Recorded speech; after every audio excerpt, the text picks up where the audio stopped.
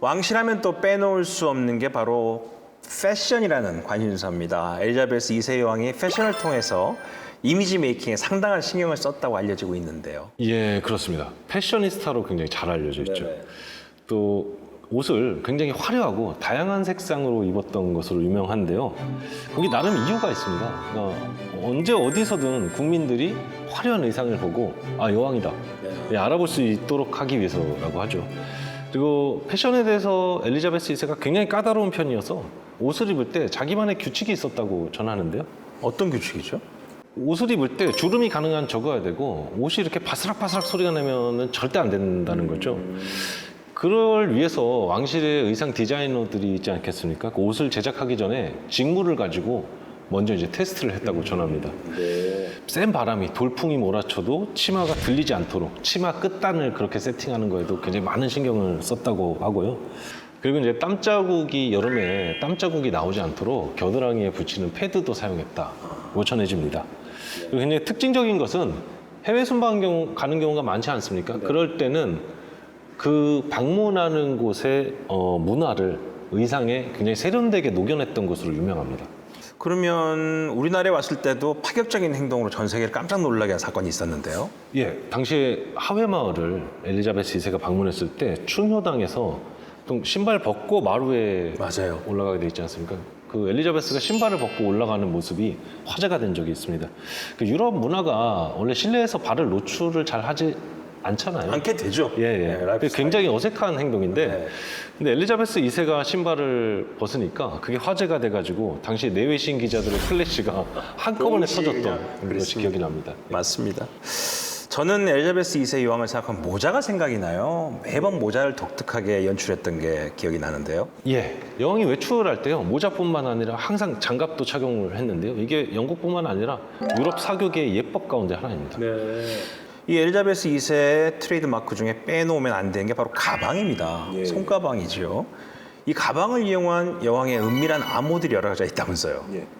그 자신이 들고 있는 가방을 이용해서 일종의 바디랭귀지처럼 주변 사람들에게 은밀하게 메시지를 보냈다고 하는데요. 제가 시청자들의 이해를 돕기 위해서 가방을 실제로 준비를 해봤습니다. 네네네.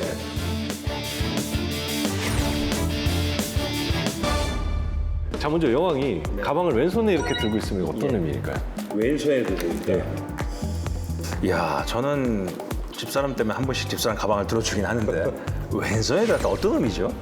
왼손에 들고 있으면 내가 굉장히 편안한 상태에 있다는 뜻입니다. 왜냐면 오른손으로 할 일이 많지 않습니까? 그렇죠. 악수도 해야 되고 손인사도 해야 되고 그래서 왼손에 가방을 들고 있으면 내가 문제 없다, 편안하다 뭐 이런 메시지였고요. 근데 이 왼손에 걸었던 가방을 오른손으로 이렇게 옮기면 메시지가 달라집니다. 무슨 뜻일까요? 왼손에 들면 편안한데 오른손에 들면 불편하다? 뭐 이런 뜻입니까? 비슷합니다. 이제 우리 가자, 갈 시간이다. 뭐 이런 뜻이죠. 또 손에 들고 있던 가방을 탁자 위에 이렇게 올려놓는다. 이렇게.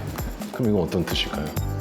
뭐 화장실 가고 싶다? 뭐 이런 뜻일까요? 이곳을 빨리 벗어나고 싶다. 빨리 옮기자. 이런 자리를 급한 옮기자? 신호입니다. 예. 자, 그럼 마지막으로 가방을 이렇게 바닥에 내려놓으면 그러니까 나를 빨리 도와달라. 나 빨리 여기서 지금 벗어나게 해달라. 이런 위급한 상황이다. 막 이런 뜻인가 보죠.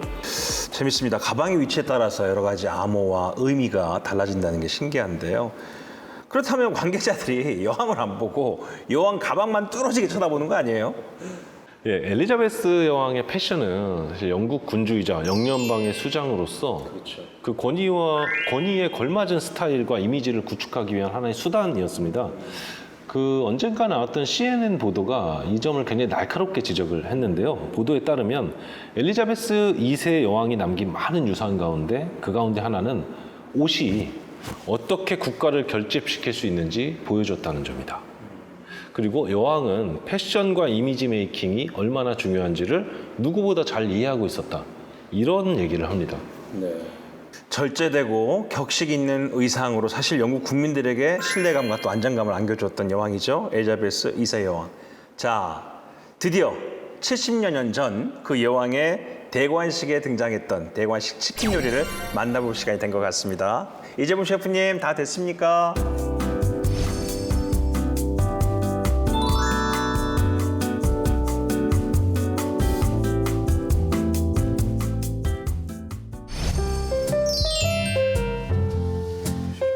네, 오늘 우리 이재범 셰프님 만들어주신 이 요리가 70여 년 전에 엘리자베스 2세 여왕이 퇴왕식 때 만들었던 대관식 치킨 번이라고 합니다. 우리식으로 이제 재해석한 거죠. 예. 치킨이 들어가고 특히 영국 사람들이 이 치킨 요리를 샌드위치 안에 넣어서 먹었다고 그래서 이렇게 햄버거 형식으로 한번 만들어 봤다고 합니다.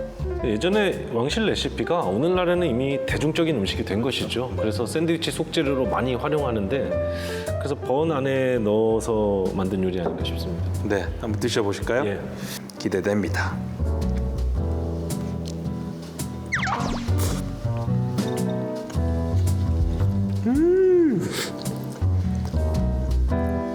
대관식 치킨 이 번을 먹는데 영국과 인도의 만남 생각이 자꾸 나요. 말씀하신 대로 저는 이거를 시식을 해보니까 전형적인 유럽 요리라기보다는 동양적인 향신료도 그렇고 동양적인 향과 맛이 많이 나는데요. 아무래도 식민지를 많이 경영했던 영국에서 나온 국제적인 음식 아닌가 하는 생각이 듭니다.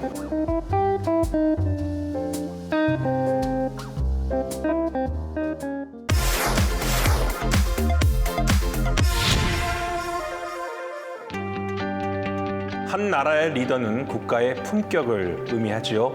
사실 인류 근현대사에서 가장 많은 변화를 겪었던 영국 국민들이 아직도 한 명의 군주로서 존경하면서 군주제를 지지하고 있다는 것도 엘리자베스 2세 여왕의 개인적인 매력과 인품에서부터 출발한 게 아닌가를 확인하는 오늘의 시간이었습니다.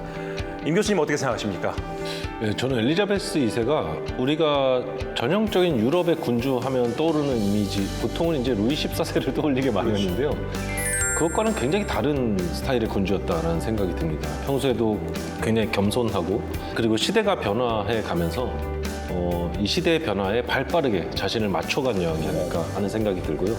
그래서 현대의 군주상, 그 21세기의 군주상에 가장 어울리는 인물이 아닌가 이런 생각이 듭니다. 네, 그럼 오늘 함께 해주신 임동현 교수님과 이재범 셰프님께 감사의 말씀 전하면서 여기서 마무리하도록 하겠습니다. 지금까지 음식과 역사의 신선한 만남 쿡방야사였습니다. 감사합니다.